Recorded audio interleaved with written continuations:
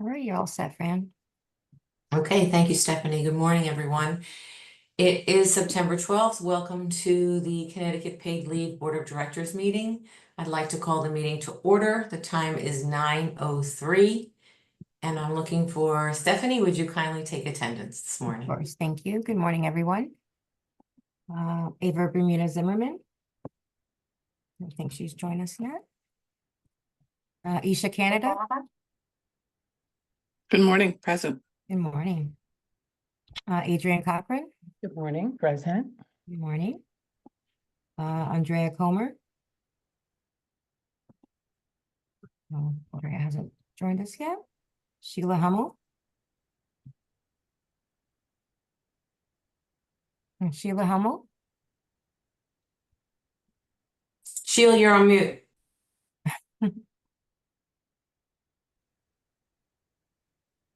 Present. Thank you. Ellen McKitterick. Present.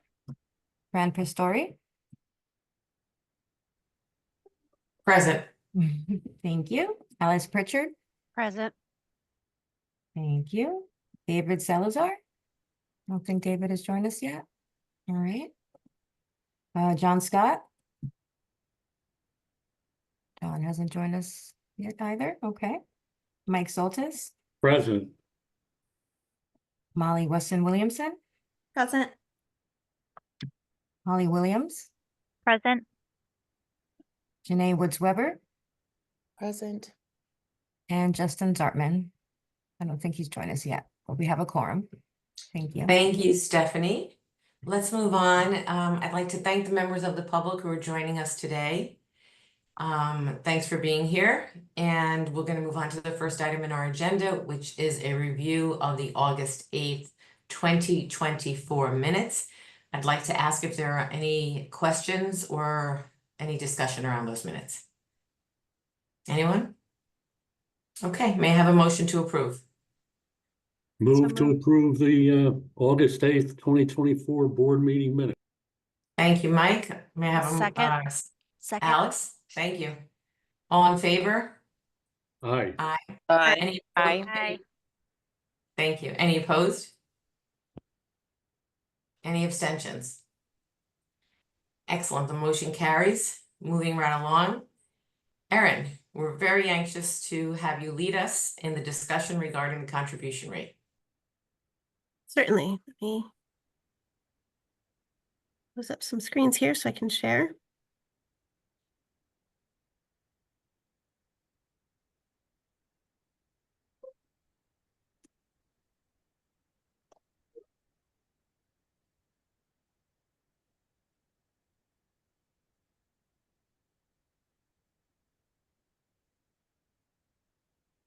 Okay, so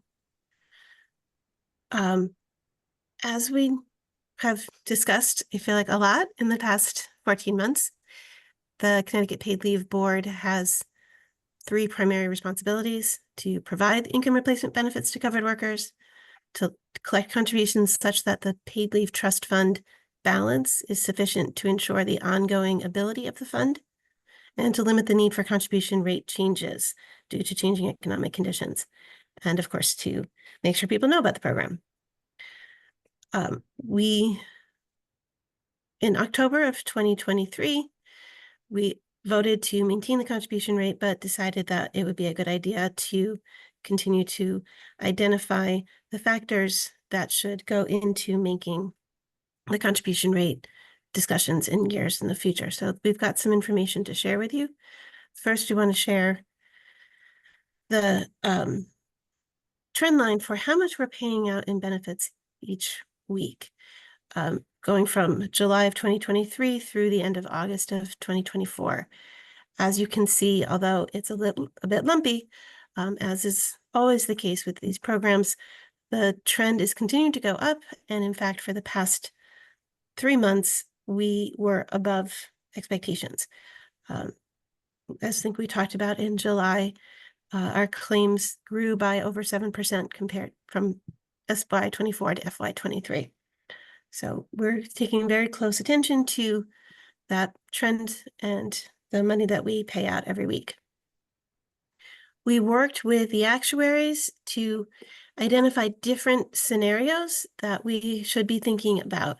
The baseline is this top number here, which is what we think we will see at the end of 10 years based on the projections that have been developed by the actuaries in terms of claims, expenses, changes to economic conditions. So that's sort of what we're expecting in terms of what we've seen in the past and what we expect to go for the future.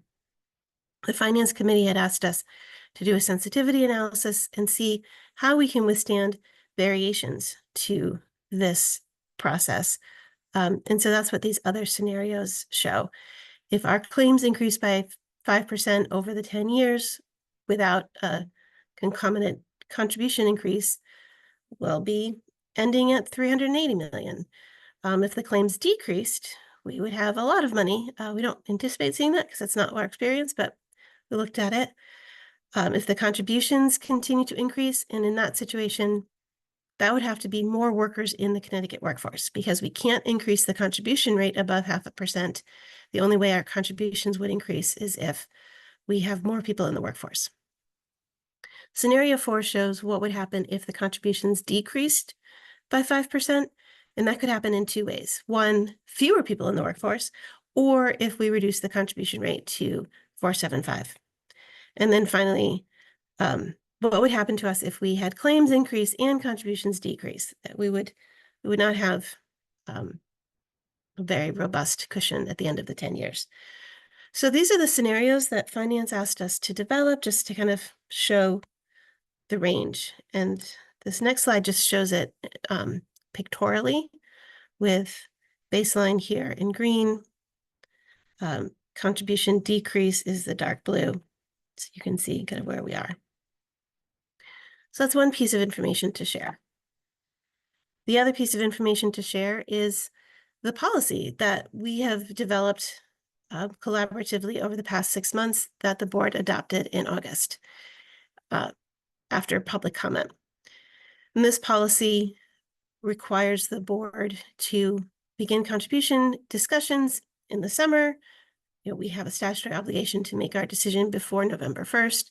And we think it's appropriate as a board to make sure that we're thinking about both the short term and the long term, making sure that we are doing that sensitivity analysis to ensure that we can provide economic benefits or income replacement benefits in a variety of economic conditions, and to continue to make sure that we minimize fluctuation in the contribution rate increases and deductions, particularly because we can never go above that 0.5%. We have to just be really cautious about that. So this is the policy that the board adopted. Together with adopting this sort of word policy, we worked with the actuaries to develop a mathematical formula that is based on that policy. So the idea of taking that long-term view, we want to look at the next 10 years. We don't want to look back because we know we're growing. So if we look back, we're going to be short. We also wanted to make sure that we include a contingency reserve because we know we have no other sources of money and we know we can't increase the contribution rate. So sort of upon us to make sure that we maintain our own contingency reserve. And that was developed to show a contribution reduction of 10% over 3 years plus an increase of expenses and claims. Ava, I see you have your hand raised. For the contingency reserve, is there, if you can refresh my memory here in the legislation, do we have a cap as to how much money we theoretically could hold? No, the legislation does not say anything about a cap or a maximum other than the maximum of the contribution rate. It just says that the board has this responsibility, and it's a fiduciary responsibility to make sure that the fund can continue to pay the benefits despite potential changes in the economic conditions. So we can't look to the statutes to tell us how much the contingency should be. So that's why we worked with Spring. They looked at economic conditions in Connecticut over the past 50 years, recessions, booms, COVID, and the like, and we came up with this model.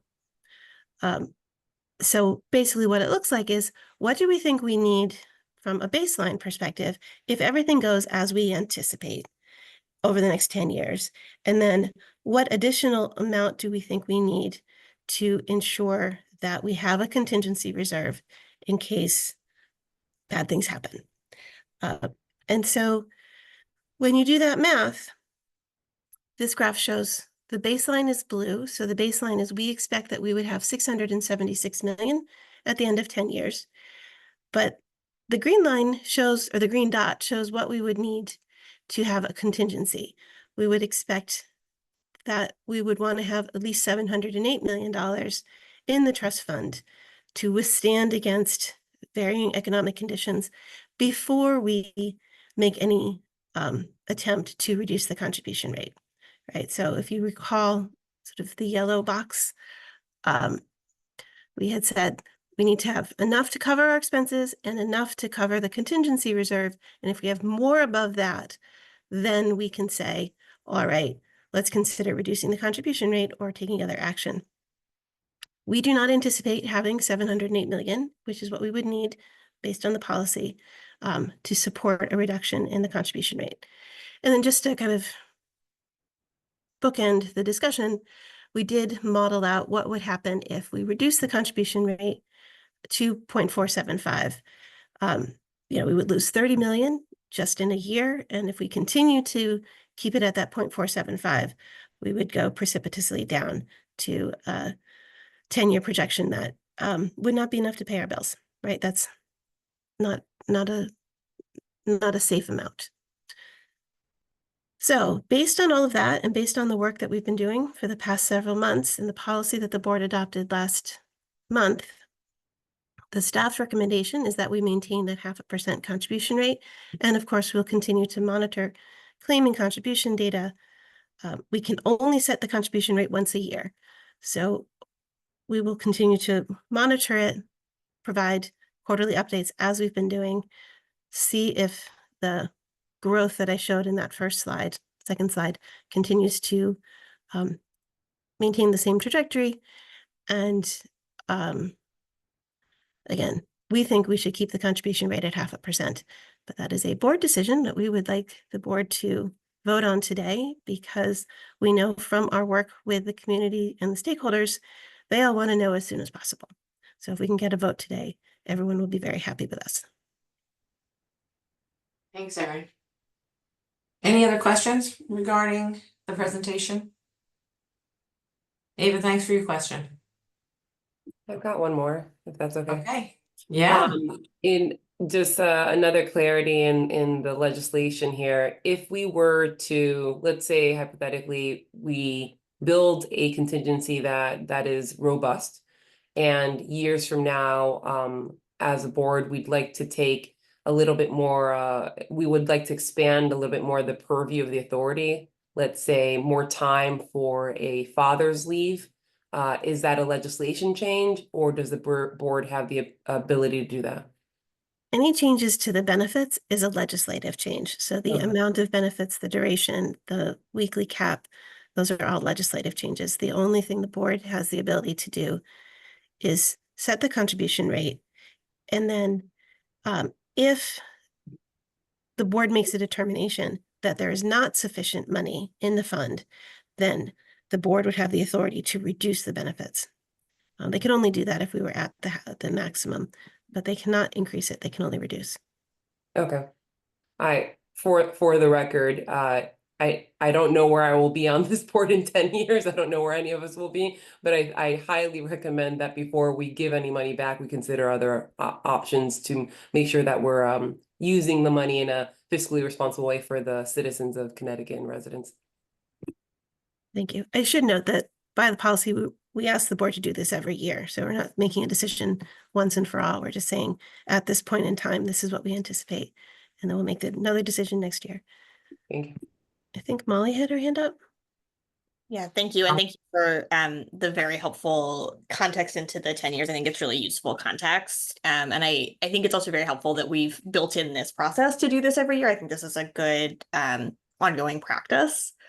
First, I really agree with Ava that I think if it turns out to be the case, as we build more of a track record in this program, that the current contribution rate could sustain more generous benefits. I think that's something that would be excellent for the legislature to consider, including the fact that Connecticut's wage replacement rate is relatively low in comparison to other states. That's a conversation for the legislature, but I do think that context, as Ava lifted up, is really helpful to think about in terms of what the appropriate stewardship of this taxpayer resource is. I think the other thing that's always just worth noting here, I strongly support keeping the rate at 0.5. I think that is the appropriate and responsible move here. It's just to re-up here again, especially as we're highlighting what are opportunities for the legislature to consider. The 0.5 cap ties our hands. If we lower the rate a little tiny bit this year, and it turns out that with additional information in a year, we wish that we hadn't lowered it, the only thing we could do is go back to 0.5. We have no ability to go even a teeny tiny bit above that 0.5, which is a very restrictive structure. And I think that structure really limits our ability to do any fluctuation in the rate while also effectively stewarding those resources, whether that's to advocate for more generous benefits, whether that's to try and make sure that we are pushing out resources in the ways that we want to, while keeping the rate at an appropriate rate. And I think it's just worth naming both of those things in this conversation, not because they're things that we are able to change, but I think they are part of the context in which we are making this decision. Is the fact that we don't, in a way that I also think, just to note in context to other states, many state paid leave programs don't have a statutory cap on their rate, and those that do typically have dramatically higher caps than Connecticut's rate. And so I think understanding the fact that the authority is, I think, absolutely doing the best that we can within the context of what's statutorily possible, but also that I think the part of the reality is having the cap that low may have the impact of keeping the rate higher than it might otherwise need to be. Because if it were the case that we could slightly raise the rate to, I don't know, 0.52 or whatever next year, that would give us more ability to think about different scenarios while also effectively stewarding the money. And because we can't do that, that gives us a very, very limited set of options. And I think the staff has made an excellent recommendation for what to do within those constraints. But I think it's always useful, particularly in a public meeting, to highlight what those constraints are and the impacts they have. So I strongly support keeping the rate where it is, and I really appreciate all of the staff's work in giving us a lot of really good information to make that decision with. Thank you so much, Molly. One thing I meant to say and I forgot, we are still the lowest rate, right?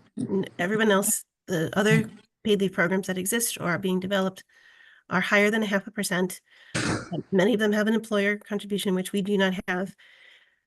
Very few states set their 2025 rate or start this process as early as we do, but New York just announced that they're increasing the paid family leave premium. So they're not touching the temporary disability side, but they're increasing the paid family leave premium for 2025 by 4%.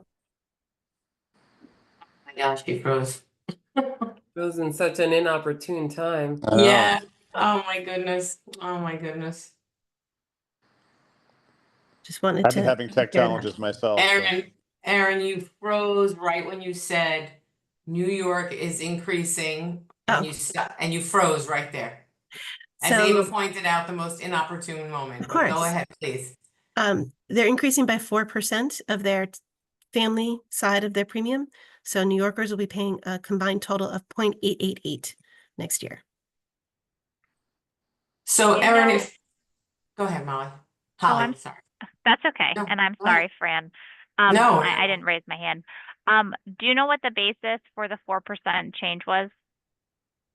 They actually had a very detailed explanation for why they were making changes. It was looking at their claims history, looking at the claims history of surrounding states. They indicated that they were still seeing some impact of COVID, although that kind of cut both ways because they had some extra money during COVID, so that actually reduces how much they need to increase it. But they basically looked at just growth in claims and felt that that was necessary. They also identified that their legislature expanded coverage to include certain things that we already cover, like prenatal care, care for siblings, and one other thing that I can't remember at this moment, but because they had expanded to something closer to what we provide, they wanted to make sure they had more money to account for it. Erin, if I may, I just want to just kind of respond a little bit to Holly and Ava and say, yeah, we've been talking about this, that there are opportunities for us. And some of the things that you mentioned are some of the opportunities that are out there that we really need to consider and we really need to look at. And I think that, you know, we'll start having some of those discussions in the near future. But in the meantime, to your point, Molly, the team is doing a great job of supplying us with the information that we need to make good decisions under the current, with the current guardrails that we have in place right now, right? But we know that there's opportunity. We don't know what the appetite for any changes are. Erin, if I'm not speaking out of turn, please jump in. And, you know, we are very conscious of what's happening around us, and our program is still relatively new. So, but we hear you, and we will be having those conversations in the near future, hopefully. Erin, do you want to add anything to that? No, I mean, I have to approve the only thing I will say is that I approve the weekly benefit payment every Wednesday. So it's very, very present to me how much we pay out every week. And it's wonderful that we are growing and that more workers know that this program exists. But again, we are trending higher and faster than we had anticipated even a year ago at this time. So 6 months ago, we thought we were going to have more than 708 million. We no longer expect that, but because the claims are growing faster. So I think this is a reasonable approach. And I hope that we've given you the information you need to be able to exercise the fiduciary duty in connection with this vote. Excellent. Thank you. Anybody else? Okay, so we're Hi, gonna. Fran. It's Oh. John Scott. I'm Oh, having John, you're technology- here. You I are am here. Yeah. I can't get my camera working, and I can't figure out how to raise my hand to save my life. So I apologize for interrupting. But we had a conversation, a pretty robust conversation about this during the Finance Committee meeting a week ago. I guess, you know, I have to remind everybody that we're a taxing authority impacting every employee in the state of Connecticut. And,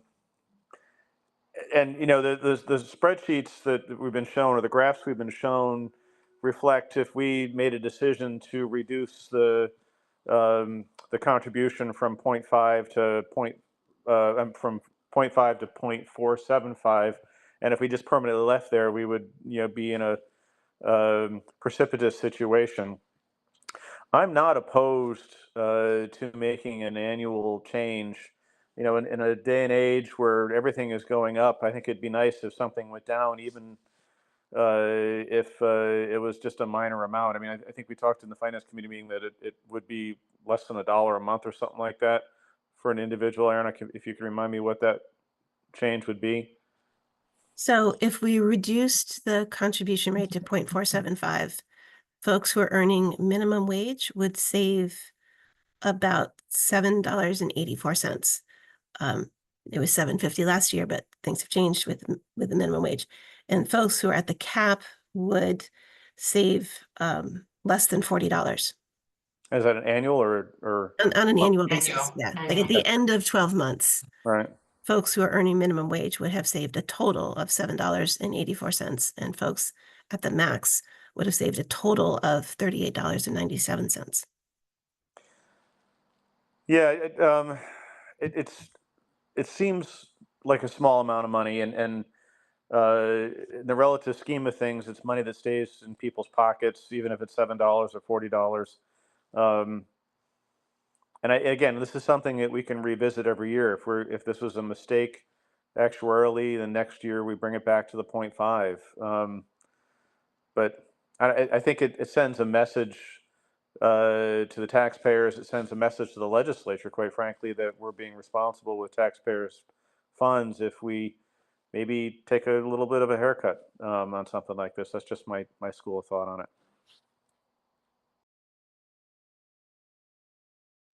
Okay, thanks, John. can't buy a gallon of milk for $7, so I don't know about anybody else, but I'm ready to take a vote if everybody's ready. If there's any more Well, I'll put a discussion. motion on the floor just for conversation purposes that we reduce it to 0.475. And once again, no one's going to second me. Well, Fran, could you please officially call for a second and see if anyone wants to May I second? have a second? Okay, I second it. I second it. thank you, Sheila. Thank You're you. welcome. Okay. Do I keep going, I gather?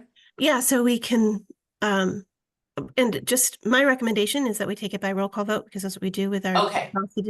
big policy Okay. decisions. Well, at this point, we'd have like a discussion period. And again, the reason I'm doing this is I think it's a smart move. I think it sends a good message to the taxpayers and the legislature.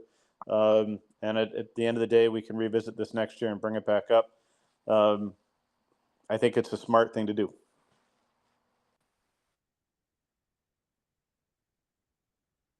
Okay, so do we take a roll call vote to raise? Molly to- raised her hand, so she can. Molly, go ahead. Thank you. Yeah, Please. Okay. I think, and people should please correct me if I'm getting the parliamentary procedure wrong. I think John is right that this is a discussion period of the motion. Yes. Correct. Thank you. I mean, what I would say is I strongly oppose this motion. And in particular, I think, one, if we lower the rate this year, we never get back the money that we lose in the fund. Right. From having lowered this year. And that is a question of the long-term solvency of the fund. It's a question of the long-term, and that again is a function of the fact that we have this very restrictive cap, that it's not only that we lose rate, but we can't compensate next year. If we need to, we can only go back to the 0.5. And that's a question for the legislature to consider about whether we should have more flexibility there. The second thing I would say is I think as we're thinking about how we're appropriately stewarding this money that really belongs to the people of Connecticut, if it is the case that we lower the rate and that turns out to not be sufficient to raise the money we need to keep paying benefits, the only tool that the authority has to respond to that is we have to cut benefits, which is to say we have to break the promise that we and the legislature together have made to the people of Connecticut that this money is going to be there to put in their pocket when they need it the most. And I think under the circumstances when the only tools we have is fluctuating the rate under the 0.5 and cutting benefits, the only responsibility we have under that set of constraints is to keep the rate where it is, because that's what puts us in the best position to be able to keep that promise and to make sure that that money is going to be there for workers as we have promised it will be. So for that reason, I really strongly oppose this motion and I hope folks will vote it down. Thank you, Molly. Does anybody else want to chime in? This is Isha. I agree with Molly. I strike down that recommendation as well. Thanks, Aisha. Anyone else? I don't see any hand raises. I think the evidence that the team presented us kind of speaks for itself. There's no question about what the position this will put us in 10 years out. So that's my feedback on this. The evidence is there. And Molly, you make a really good point about there's no turning back. So with that, if there's no further discussion, I believe that Sheila, we have a second. Thank you. Do I have to do that again? No, just call for a Okay, vote. thank you. Okay, so all in favor? You need to do a roll call, please.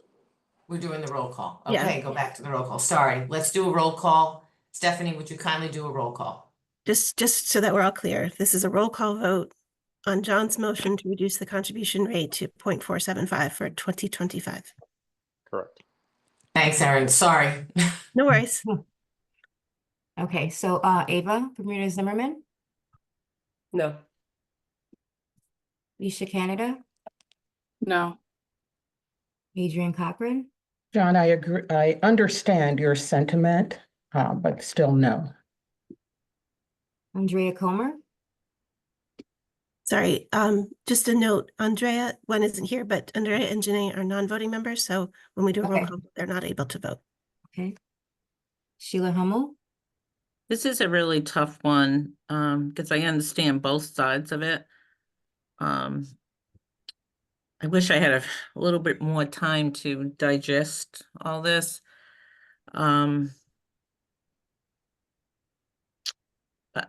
I'm gonna say yes.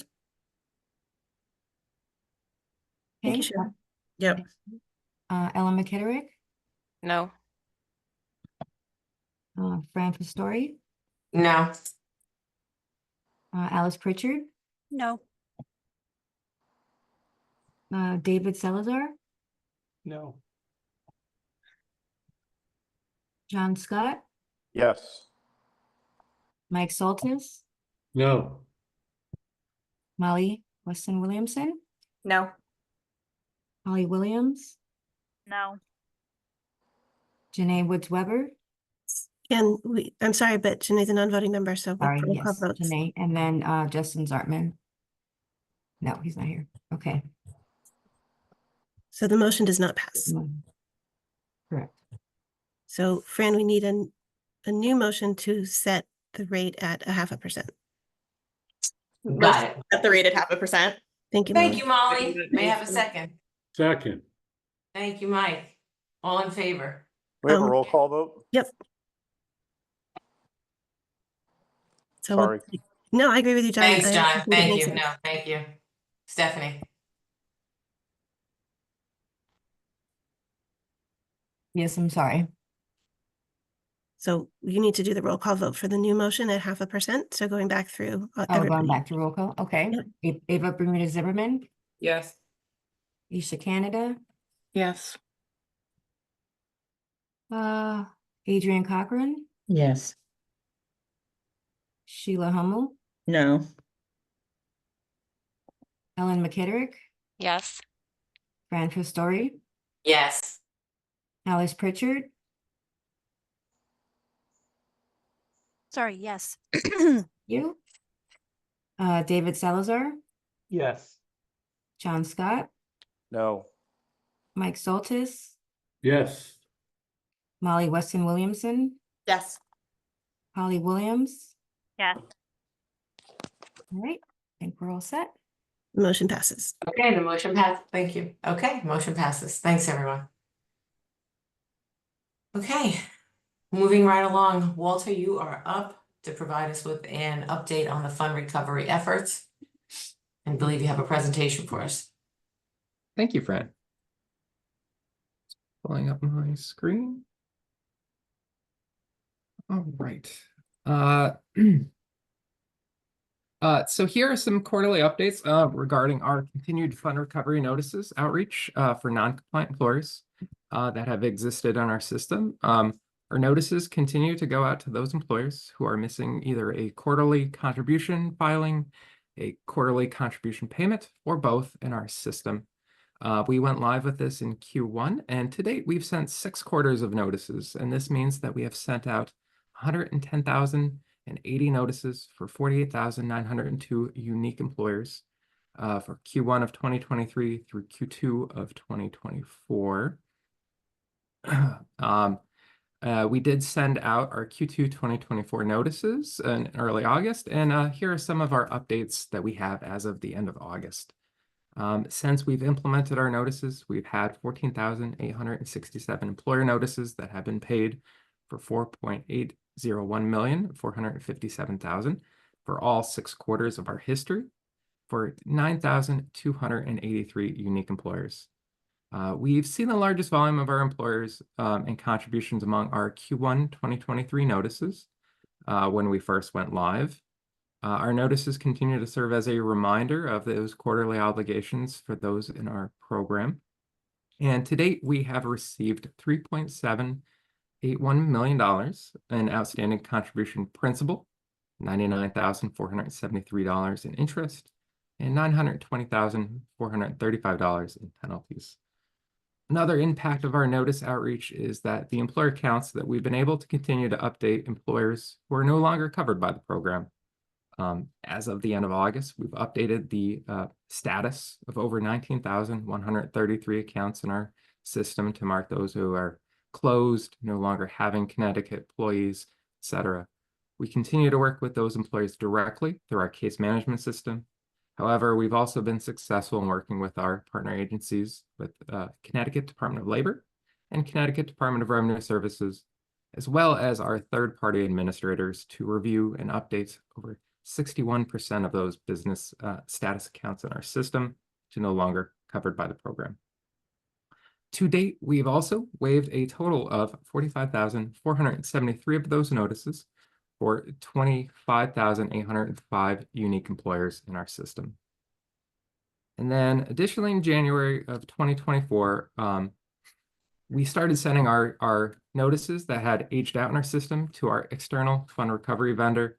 As many of you know, I introduced this a couple quarterly updates ago. Their name is TSI, or Transworld Systems Incorporated. And then as of the end of August, we've sent, of our open notices, 31,521 of those notices for 12,111 unique employers to this fund recovery vendor. And now I will move on to some of the progress that we've had working with that fund recovery vendor. We established that relationship with TSI in our system in January by placing our first placement files with them. Again, we've sent 31,521 notices for 12,111 unique employers to this vendor. TSI is an established vendor in the area of accounts receivable management.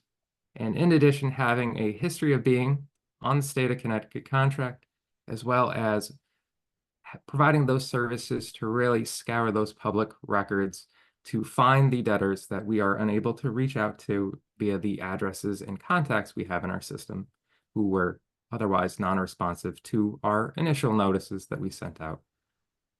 They do provide services such as address verification, skip tracing, to find down, track those employers, find the right contacts, and send them back to Connecticut Paid Leave, so that we can hope to either rectify their account in our system or receive those outstanding contributions that are owed to us. TSI continues to provide a customer forward type of relationship with those open outstanding notices in our system. And since TSI started reaching out to those employers that received our notices, we've already directly received payments for 1,852 of those notices, totaling $619,046.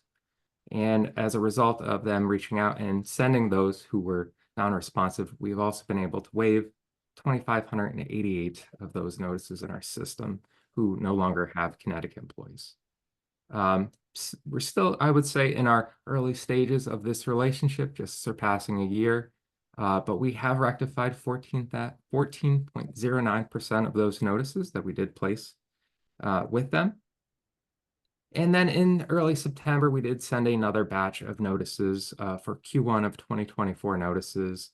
That amount was 10,502. 6,900 of those had an already existing notice in our system, and then 3,541 are new employers to this.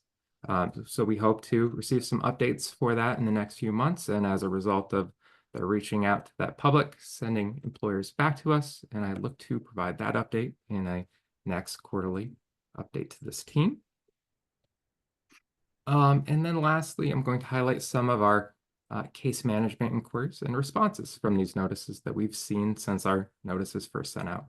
So as of the end of August, we've received 17,602 inquiries or cases submitted to us from our notices since inception. Again, the largest response from our notices is when we first went live in our first 2 quarters of sending out those notices to the public. And we've seen a trend down in our last 3 quarters. We're currently averaging slightly less than 300 new cases per week overall.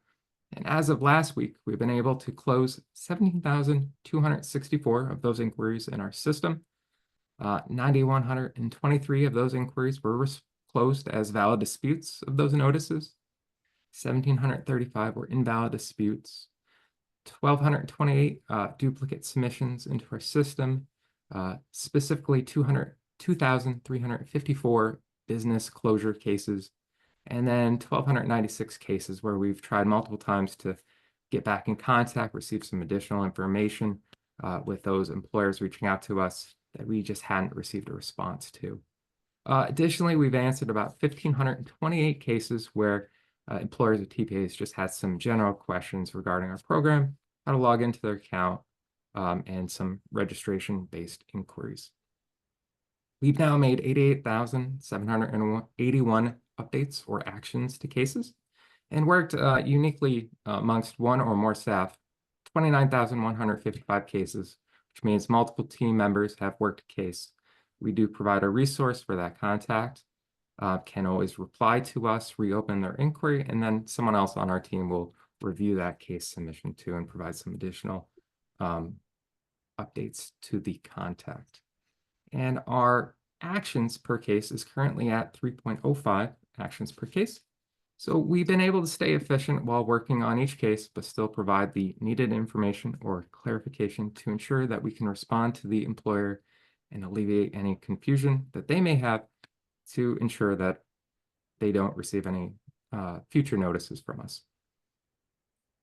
And while working to maintain our efficiency to provide 308 actions per day or 164 cases touched per day, we're still working to try to ensure that we provide the needed materials and guidance to those employers in our program.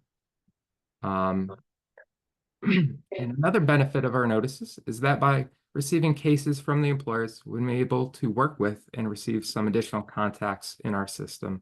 So of those non-compliant accounts, we did receive 3,194 contacts on 3,011 unique employer accounts that we didn't have prior to our notices going live. So those employers receive our paper notices, they're driven back to us, and then we encourage them to get registered on the account that the TPA might have registered for them.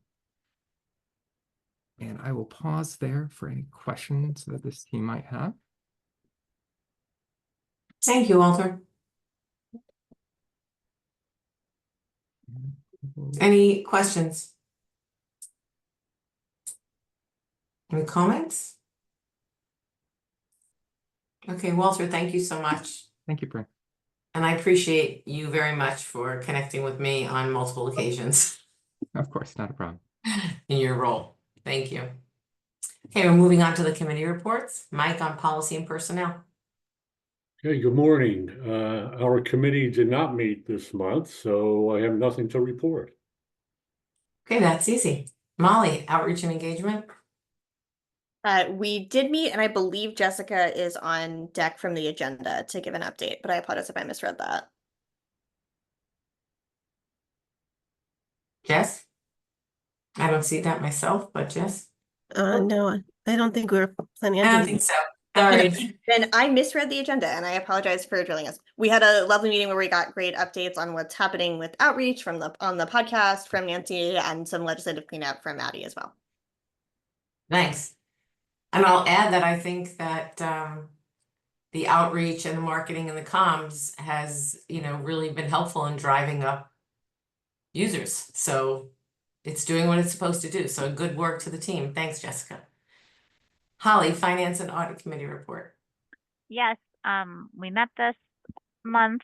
As John alluded to, we discussed at length the contribution rate change that we voted on this morning, and Dave walked us through the financials that he'll be sharing this morning. Thank you, Okay. Holly. Oh, sorry. No, turning it over to you, Dave. Okay, all right. Thank you, Fran. Okay, let's get started. New fiscal year. So we will be going over the financials for the first month of the year, first month of the fiscal year, July 2024. So let me start sharing them.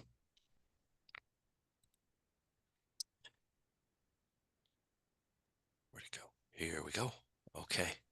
You can see your screen, Dave. All right. Thank you very much for the verification. So because it's the first month, we're only showing month-to-date information. We're not showing month-to-date and year-to-date information because they'd be exactly the same. So schedule looks a little shorter. That's why. So for the month of July, our net activity for operations was just under $4.1 million. We got $5 million of revenue for the administrative fee, as we usually do every quarter. And we had some fund recovery penalties of just under $34,000.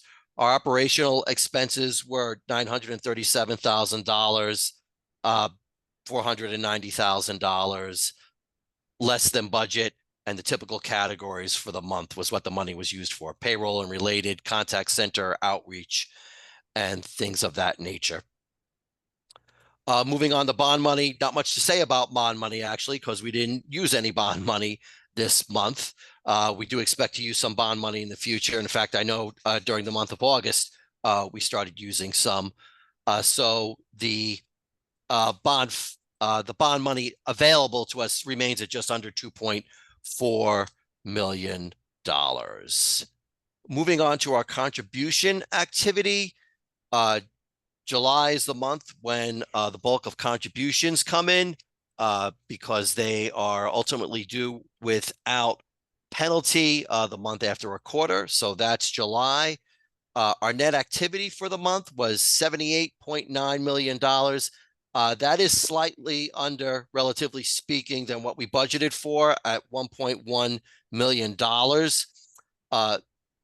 I'll start with the revenue coming in. Our contribution activity was over $115.8 million, and that was about $2.5 million better than budget. Our investment income was also better than budget by $603,000. Our rate of return right now is about 5.4%, and that's higher than what we budgeted at 4%. Moving on to benefits, as Erin stated earlier, we are seeing an increased rate of benefits paid than we were a few months ago, even 6 months, 12 months ago, and that's when the budget had been approved. So that's why we're $4.4 million. We spent more than $4.4 million than what we budgeted. As Erin mentioned, we are monitoring that carefully and seeing what kind of long-term trend that will be. Other significant expenses were the $5 million for the administrative fee. That happens every quarter. And about $1.9 million for the benefit administrative fee that we pay to AFLAC. And so that rounds out the expenses for the contribution fund and the activity for the month of July. Did want to spend just a minute analyzing contributions, since we just did have another quarter, the second calendar quarter of the year, and that's the second yellow column you see that says $118 million. That's the amount of money we received for the second calendar quarter of the year. That's about 6.5% or $7.1 million than we got same quarter last year. And year to date, calendar quarter year to date, that's about 5.4% more than we got the year before. So the contributions still continue to trend upwards quarter by quarter, and thus on an annual basis. So that's where the contribution activity is currently lying. What does all that mean for the actual contribution fund? It means we're at about just under $645 million for the end of the month of July. Just a quick look at the balance sheet. Total assets are just under $671 million. The contribution fund is the biggest asset we have, and most of that is sitting in the short-term investment fund at just under $621 million. And as I mentioned, that's earning 5.4% of interest currently. Just a quick preview for the month of August. Expenses for the month of August, again, were typical expenses. We had about $1 million of expenses there, and it was the typical expense categories. So nothing really out of the ordinary there. We did pay a quarterly grievance adjudication expense to our partners at DOL for the appeals work they do. So that was a quarterly expense. Moving on to benefit expense. We reimbursed AFLAC for 5 weeks instead of 4. That happens a few times during the year. So that's why it's $42.4 million, in case you're wondering why that seems higher than usual. As Erin mentioned, we do continue to trend upwards. And so for the month of August, the latest trend was about $8.5 million a week on average. So that's a decent increase from where we were a few months ago. If you remember Erin's chart, we were averaging about $7.5 million. So we're averaging about $1 million more a week now than we were just about 6 months ago. As far as contribution activity and investment income activity for the month of August, everybody had paid the month before, so contributions were about $664,000, and investment income was about $2.7 million. No projections for the end of the year yet because it's only month 1 of the fiscal year. So we don't have anything markedly different yet than the budget that would cause us to create a change for a projection, but that'll certainly be coming in the next few months as we get a few months more of data coming in for the upcoming fiscal year. Does anyone have any questions?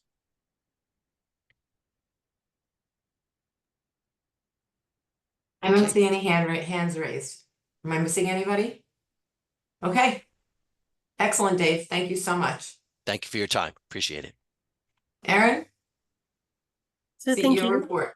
Sure. So 3 things I wanted to just note for your attention. First, I really do want to publicly thank Walter and his team for all the work they do. It's not glamorous. But it is the lifeblood of the program, and making sure that employers have the tools that they need to remit the employee contributions timely, and that they understand what they need to do, and working through data deficits that we have, right? There's, our definition of employer is not the same as the DOL definition of employer. So there's gaps there. DRS has data, but it's a year old. So Walter and the team do an extraordinary amount of work. So I just want to thank them for all that they do. I also really want to thank Maddie for doing, again, extraordinary amount of work to make entities know about the legislative changes that will take effect on October 1st. Primarily with the definition of municipality being narrowed to include entities that have the ability to levy and collect taxes. So he's been tracking down entities that don't have that ability, housing authorities and transit authorities and association libraries. And we've all learned a whole lot more about the workings of Connecticut local government than any of us candidly ever knew there was to learn, but she's done an amazing job. So we do have a webinar on Monday if anyone is interested to hear about the other changes to the legislation that take effect on the 1st. I also want to thank Department of Public Health for helping us get information out to healthcare providers, because one of the changes is that healthcare providers need to post a notice about the paid leave program at their offices. And Maddie created the notice, Jess translated it, and Public Health is helping us get that out to several dozen categories of licensed healthcare provider professionals, which we really appreciate. And finally, if you haven't read the annual report, I really recommend you do. It's on our website. You did receive it, a link to it in email. It is longer than usual because we did consolidate the 2 reports. So this year it includes claims information, outreach information, as well as financial information. We also included a section called Meet the Authority, so people can learn a little bit more about what each of our teams do. It's got pictures, it's got quotes from satisfied customers, it's got all the graphs you could possibly want, and all the data that anyone could possibly look for. So it's a great resource. We've already shared it with the legislators, the federal delegation, and many stakeholders rely on it. So I encourage you to check it out. So that's all I wanted to say. Thank you. Thanks. And I'll just chime in on the annual report. It was so well done. It's very informative. It is longer than usual. But, you know, take the time, go to the sections that you are most interested in, if that's an easier way to get through it. And, you know, take some pride in the work that you're all taking a part in doing in our state with paid leave. So thank you to the team for a great report. Do we have any old business? Any new business? Okay, I'm looking for a motion to adjourn. Motion to adjourn. Thank you, John. Second. Thank you, Ava. Eva. Yeah, Eva, thank you. All in favor? Aye. Thank you. Any abstentions? Okay, the motion carries. Thanks, everyone. Have a beautiful weekend. Enjoy the weather. And thanks for your work. Bye. Thank you, everyone.